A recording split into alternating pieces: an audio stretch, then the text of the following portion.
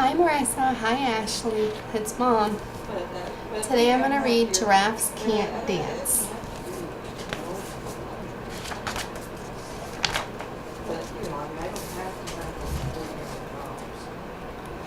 Gerald was a tall giraffe whose neck was long and slim, but his knees were awfully crooked and his legs were rather thin.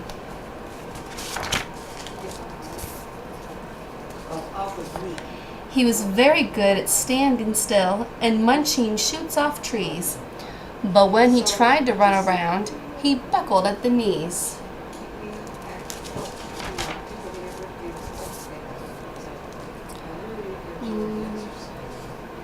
Now every year in Africa they hold the jungle dance, where every single animal turns up to skip and prance. And this year, when the day arrived, poor Gerald felt so sad because when it came to dancing, he was really, really bad.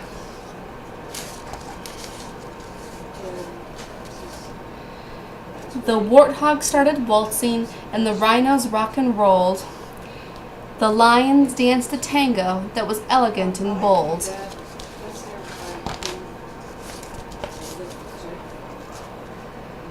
The chimps all did a cha-cha with a very Latin feel, and 8 baboons then teamed up for a splendid Scottish reel.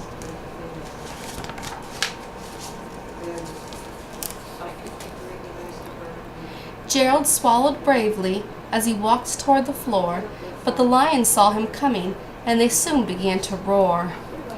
"Hey, look at clumsy Gerald," the animals all sneered. "Giraffes can't dance, you silly fool. Oh, Jared, you're so weird." Well, it's just the idea of going over to their house and just sitting. Gerald simply froze up. He was rooted to the spot. They're right, he thought. I'm useless. Oh, I feel like such a clot. So he crept off from the dance floor and he started walking home. He'd never felt so sad before, so sad and so alone.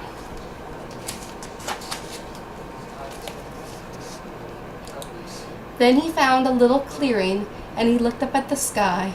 "The moon can be so beautiful," he whispered with a sigh. "Excuse me," coughed a cricket who'd seen Gerald earlier on, "but sometimes when you're different, you just need a different song."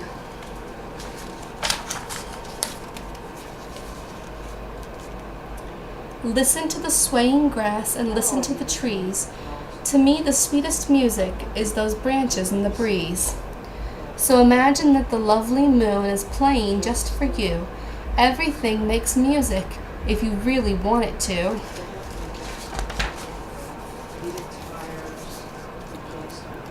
With that, the cricket smiled and picked up his violin. Then Gerald felt his body do the most amazing thing. His hooves had started shuffling, making circles on the ground. His neck was gently swaying, and his tail was swishing around.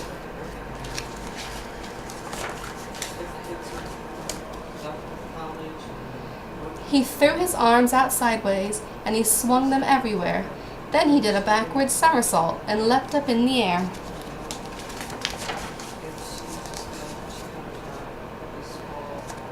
Gerald felt so wonderful. His mouth was open wide. "I am dancing, yes, I'm dancing, I am dancing," Gerald cried. Then one by one each animal who'd been there at the dance arrived while Gerald boogied on and watched him quite entranced. They shouted, "It's a miracle! We must be in a dream! Gerald's the best dancer that we've ever seen."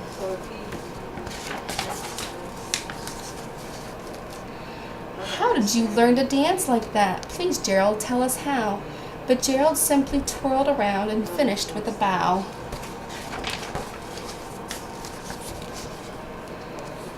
Then he raised his head and looked up at the moon and stars above. "We all can dance," he said, "when we find music that we love." The end. All right, girls, I love you. I'll talk to you later. Go to sleep and have sweet dreams.